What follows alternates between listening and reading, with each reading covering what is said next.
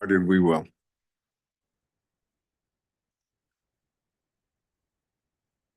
We can go. All right, everybody, we're gonna light this candle. Or did we will? Good afternoon, everyone. Welcome to the Charlotte Mecklenburg Planning Commission's Planning Committee session. All right, everybody, we're an echo. We're gonna light this candle. Or did we will? Good afternoon, everyone. Welcome to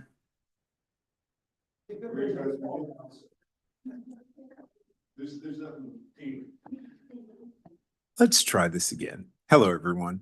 My name is Douglas A. Welton. I am the chairman of the Charlotte Mecklenburg Planning Commission. I'd like to welcome you to the Planning Committee's meeting for December 7th, 2024. It's 5 o'clock in the afternoon, and we are gathered here at the Charlotte Mecklenburg Government Center at 600 East 4th Street. We're up in room 267. And if you'd like to join us, this meeting is open to the public, or you can also check us out. We are available on the YouTube page. So you can see the video there if you're in the media or in the public and you'd like to check out what we've done here, please do. We will begin our meeting by introducing the commissioners that are here with us today. And we will begin all the way to my left with Commissioner Millen. Carolyn Millen, Planning Commission. Terry Lansdale, Planning Commission. Michael Caprioli, Planning Commission. Melissa Gaston, Planning Commission. We will now pick up with our staff who's with us, and we will begin with Erin. Erin Henson, planning staff. Catherine Mahoney, planning staff. Jason Pauling, planning staff. Zania Duhaney, Planning Staff. Thanks, everybody. We are waiting Commissioner Russell to join us here shortly. And who else are we missing? We're missing somebody. Okay, we'll figure it out. There are 7 of us. Oh, that's right. That's right. Commissioner Wilden is not here with us tonight. She's off saving the world or something of that nature. Yeah, but she dropped us a note last week and said she wouldn't be here. It's not that we don't miss you, Becca, but yeah, anyway. I will accept a motion for the disposition of the minutes from our November 19th meeting. Do I hear a motion? This is Gaston. I make a motion to approve the minutes from the November 19th, 2024. This is Commissioner Millen, second. It's been motioned by Commissioner Gaston, seconded by Commissioner Millen. All those in favor, please say aye. Aye. Anybody opposed? That motion passes unanimously. We'll go on, and on our agenda tonight, we have just a few items to cover. We've got some mandatory referrals to cover, and after the mandatory referrals, I've got one little note of business for the commissioners that we're going to cover. So in terms of our mandatory referrals, we do this and we can do it by consent. We've got 3 items on our agenda tonight: mandatory referral 2024-59, 2460, and 2461. Does anyone have any questions, comments, or anything in regards to those mandatory referrals? You did get that packet of information. I think Kathy sent that last Thursday or something like that. So anybody got any questions about those 3 mandatory referrals? I do have one on 2460, but we'll let others if they have time. Okay. If anybody else has, I have one and I will let you go. Caprioli? All right, Commissioner Caprioli. Yes, I have one on 2459. Go for it. I just wanted to know if we know if any of the property there fronts to Youngblood Road. Jason? Yes, thank you very much for that question. There are a total of 3 parcels here, and the ones tonight do front on Youngblood. There was one last month. Oh, I suppose it would help if I looked at the map there. Okay. Oh, but I think there's the one at the back. Okay. I don't know if the aerial's in there, there it is. 58 came last month. So the plan, to my knowledge, is that all 3 will be acquired together. That's great. The reason for my question is I know in the future, 10 years or so, we're going to have to widen that road. Okay. Okay. Commissioner Lansdale? Apologies. On 2460, the reference piece here says that there is going to be parking available, but I was looking through here and I didn't see any parking reference to proportional to the size and acreage of the 2460 parcel. Do you have any information on what that means and what kind of parking impact that's going to be created? I don't, the only information I do have is that it's the Reedy Creek Greenway is a future project. So that'll be sometime in the future that they have any plans for that. But I know that they were looking at this property specifically for a sort of a regional trailhead for that Greenway system. That leads me to a follow-up question regarding parking for our park system. Personally and professionally, I have kind of a little bit of a beef around that in that we're using city and county dollars to create storage and access for people driving to these parks, sometimes to the cost that would equal the purchase of the property itself and when developing those parking spaces. So I'm trying to understand if there is any limit, any requirement, any guidance on the type of parking associated with these mandatory referrals. And I'll refer back to my peers on the committee when I first came on. I believe I was asking the same questions of a couple of different places where we were doing a mandatory referral and had a parcel on one side of the road for parking, and then there was a parcel on the other side for access, but yet there was no crossing facilities associated with that. So it was these design considerations, and it may be out of place in this part of the process, but I was just wondering if there was any guidance on minimums or maximum standards for parking for parks. That's a good question. It's not something that I have the answer to. It would probably be more of a Mecklenburg County Park and Rec question. I do know that the Greenway project, once it's funded, would have to go back through and get another mandatory referral, probably for whatever segment is being developed. And typically, that will be permitted and looked at as an individual project. So that'd probably be the time. But yeah, I can follow up with Park and Rec on that question. Don't mean to create work for you, just kind of a guidance so I don't have to keep asking questions. Thanks, Jason. Thank you very much, Terry. Anyone else got any questions? If not, I have just one on 2461. I know that we have in the past acquired a number of properties out on Lake Drive, et cetera, that whole region. And many overlays up there. Obviously, in the aftermath of Helene, there was some additional incentive for people to move in this direction. How many parcels or how close are we to dealing with all of those parcels which have the same situation? And this may not be a question that you can ask, but it would seem to me that the same situation is going to arise again the next time we have, the mother of all storms come through. I don't know if there's an answer, but I'm going to ask anyway. Fortunately, Mr. Beller is here that he could probably address that. I believe this is just the start of this, so I'll let him. Jonathan, if you'd come on up and give us a little bit of insight. Sure. I'm Jonathan Beller. I'm with Charlotte Mecklenburg Stormwater Services, and I manage our mitigation program. So we created a new resolution for this project, and it was passed by the Board of County Commission on December 6th. And it's a quick buy program that we use. It's a little different from our standard program. We set aside $8.5 million to buy any structures that were damaged over 50%. So to qualify, you have to be damaged over 50%. It's not saying we won't come back and try to buy more, but for this set amount of money, we wanted to get the ones that were completely damaged. So I think we might get a few more of these. This is, like Jason said, kind of a phase one. These are the ones that have initially expressed interest. I think some others are still trying to figure out which direction they want to go. But it's a voluntary program. We can't force anybody into it. And the other thing we've learned recently is the state also has a buyout program. It's called Hazard Mitigation Grant Program. It's run through FEMA. And they are coming to our office the beginning of January to accept applications. So the benefit of that program is that it pays the fair market value before the storm. And that's what we do. But if you don't have flood insurance, we deduct the amount of damage off our offer price.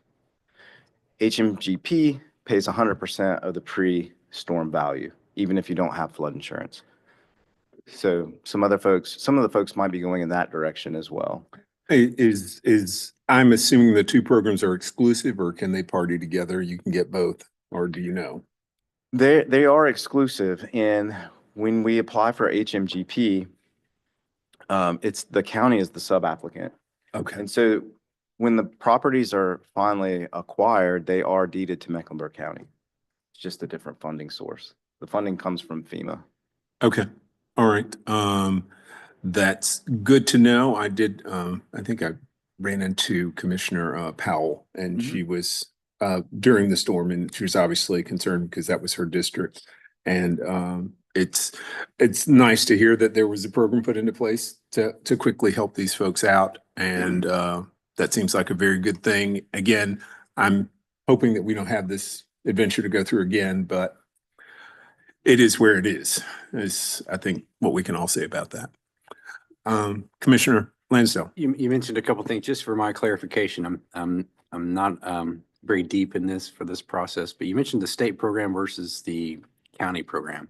I just want to make sure I heard you right, that regardless of the program, it is deeded to the county with the buyout. Is that correct? That's correct. So with the HMGP, it's actually a FEMA grant. We locally are the sub-applicant. The state, we apply through the state to FEMA. So we never contact FEMA directly. We go through the state. What's unique in this situation is typically in a non-disaster scenario, their application period is open for a certain amount of period every year. It's like 2 months, and then that's the time you can apply to the state with your applications. And locally, we go out and collect those applications for folks that are interested. In this scenario, the state, we've never had this before, they're coming to Mecklenburg County for 3 days to accept applications. So it's kind of one-stop shopping for the community. And it's not just for the affected areas. Once the county's been declared a disaster area, the whole county is opened up to it. So And that is, I made a phone call. I had to deal with something with the state, and then they told me I was in a disaster area, and I was like, oh, and you don't think about that, except, because we're not all on the lake. Are there other places in the county where this might apply? I mean, obviously Lake Drive is below Mountain Island Lake, and that was notably affected. I don't know if there are other parts in the northern part of the county that were affected that you guys are dealing with as well. And this is just for our information, I guess. Sure. So there were homes damaged on Mountain Island Lake. We don't have any reports of homes being damaged on Lake Norman. And as far as other areas of the county, there was no flood damage reported. I think there's some fallen trees, wind damage, but no flood damage. But any parcel that has a structure located in the floodplain is eligible for this grant. So you don't have to be damaged. You can still apply. So we've pushed out the message pretty heavy to the folks in this area through email, but we are mailing a letter to all the eligible properties that they can come in and apply in January. Okay. Commissioner Russell. Thank you, Chair. So, Mr. Beller, just want to clarify that these 42 parcels, this is for flood mitigation. So that means you're going to buy these, and then if there's a damaged structure, tear it down and keep these natural? Or what's the plan for the county for these parcels? That's correct. We would not build structures back on these, but once we purchase them through stormwater, they become the property of Mecklenburg County and not the property of stormwater. But because they're in the floodplain, I mean, there's been other purchases where Park and Rec may need the property for a greenway or that sort of thing. But we don't have any plans to redevelop these parcels. Okay, yeah, that was the question, because I know that with the recent changes in the UDO earlier this summer, for Conservation District, and it's my opinion that it's gonna push a lot more development out into areas like this one. So I was wanting to understand how that was gonna hold up for development pressure and what the plan for that was. So thank you. My understanding though is that once you guys get the land, if it's bought out by FEMA in perpetuity, nobody can do development on it. Is that? If you use HMGP, then yes, FEMA puts a deed restriction in there that Yeah, can never be that's what I developed. thought. And you have to actually even get their permission for an easement, even if you have to do infrastructure work. Okay. Could you guys put trees on that? Just not that Tara's not here to talk about trees and stuff, but We can revegetate. okay, all right. I feel smarter. Anyone, Terry, you got another question? I was just going to say, we could talk for quite some time. That's a great wealth of information, but I think we should probably do another 10 water basin transfers to lower the lake levels. Yeah, well, Cabarrus County, that's all I'm gonna say. All right, do we have any more substantive questions relating to the topic that are in front of us? If not, I think it's probably time for someone to read the motion. So a motion reader, please do your motion reading. This is Gaston. The Planning Committee reviewed mandatory referral reports 24-59, 24-60, and 24-61 on September 17th, 2024. December. Oh, 17th. December 17th, excuse me, 2024, and have no additional comments for the submitting agency. Do I need to read that again? I think you're good. Okay. All right. You corrected yourself. Make sure. Yeah. Thank you. Do I hear a second on that? Lansdale, second. The motion has been made by Commissioner Gaston and seconded by Commissioner Lansdale. Is all in favor, please say aye. Aye. Aye. Any opposed? That passes. And so that takes care of the mandatory referrals part of our adventure. And we're excited because Jason got to be here and we got a wealth of knowledge from Jonathan tonight. So that's just a bonus. Now, one more thing I want to talk to you guys before we call this meeting to an end. Community area planning is been going on, and I'm told that by the beginning of March, we're going to actually have documents to read, correct? So, we've all been sitting here feeling the fear that we were all going to have to read 700 pages worth of documents because everybody was going to read them. And then I thought to myself, no, Douglas, there's a better way. There are 7 of us, and there are 14 geographies that will be receiving plans. Do the math, people. So here's how it falls out. And we are fortunate that and I will send this to you in an email, but this was this afternoon. I'm just scribbling, okay? But we're actually very fortunate that we all 7 of us kind of live in different places. And so this is going to work out nicely. Commissioner Lansdale, I'm going to give you South Middle, which you live in, and South Outer, which is below you. Commissioner Caprioli, I'm going to give you Southwest Outer, which you live in, and Southwest Middle, which is a little bit more into town. Commissioner Millen, I'm going to give you East Inner and East Middle and Outer. Now that sounds like 3, but Middle and Outer were stuck together for some reason. I don't know why. Yeah, it was whatever. Commissioner Gaston, I'm going to give you Northeast Inner and North Inner. All right. Commissioner Russell, you get North, Middle, and Outer, and Northeast, Middle, and Outer. All right. And Becca's not here, but we're going to give her West Outer and West Middle, which she doesn't live in either one of those. But hey, someone had to get screwed over. And I will take the West Inner and South Inner. Now, what that means is when those plans come, and Aaron, I will copy you and Kathy on this so you guys will know. And I will actually, I think I'm going to ask the other 7 commissioners who aren't here to take a glance at these as well in some kind of order. But I want you to do the deep dive on those and just make sure that when we come back and we say, hey, Terry, is South Middle good? Terry's going to be the person that's going to have the comments that are going to be the best comments for South Middle. All right. Does that make sense? And that gets us all at 700 pages, people. No, all right? Just not going to happen. Good books end at 400, maybe 450. That's all I'm saying. And so, again, we're expecting these things. We're in executive committee meeting yesterday, and it's Marchish, I guess, is the beginning of which this is going to happen. So you'll maybe get a document in March, maybe a little earlier if somebody's working real hard. And then in April, we'll have some discussion about it. We'd like to get a vote in shortly thereafter, has no definite date on it. We probably want to get this thing, it will probably come to the entire commission for us to approve all 14, to say, here's our recommendation for all 14. We may have a special meeting to do that. And it will be one of those where we come in, maybe at lunchtime, we have one item on the agenda, or at some time, we'll just figure out all of that. The motion of the calendar there is still to be determined. But I thought giving everybody 2 of these to work on and be the champion for would be the best way for us to go forward. So anybody got any comments about that or anything? Excited to use my red pen again. Excited for you. Should I get everybody a red pen? I'll go to Office Depot and get some red pens. We can make it an agenda item. Anybody else got comments?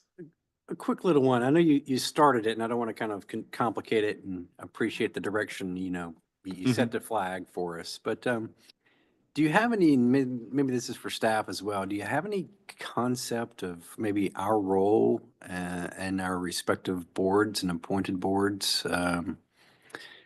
How that's going to work for us? Do we just have the one opportunity to approve or up and down? I'm just trying to figure out how to manage that in the conversation for council and for Board of County Commissioners in that role. I mean, I'll take a shot at it, and then Catherine, you can fill in. 2040 plan-ish, I think it's probably going to follow a similar route. And we all made comments. A recommendation came, I think, from the planning committee at that point in time to the planning commission. We had a long, obnoxiously long meeting. I think it was during COVID because it was online. And yeah, it was an online meeting we had during COVID where we came to a recommendation for it. We had all of the comments, and the chairman at that point in time, if I'm remembering correctly, and this may be good or not, his comment was that he wanted to go through all of those, and there were like 500 comments. It was really a little bit challenging. But we came to a conclusion in that special meeting to say that we as a commission recommended this, and that went to city council, and then city council made a vote on it. Okay. And I think that all of that happened over the course of maybe 3 months at the most. Yeah. I remember the roundtables we had for that 2040 planning piece. Yeah. And I didn't know if there was something along those lines as well being considered in that process before March. I'm just really trying to figure out how they're going to get their heads around it, and they're going to be able to make those conversations happen with their community constituents in this time frame as well. And maybe I'm off base, but I'm trying to take up the charge for the flag that was just planted. So. Well, what you described is accurate. And then I'm not familiar with the roundtables that you just mentioned, but we have been sharing information with council like along the way. And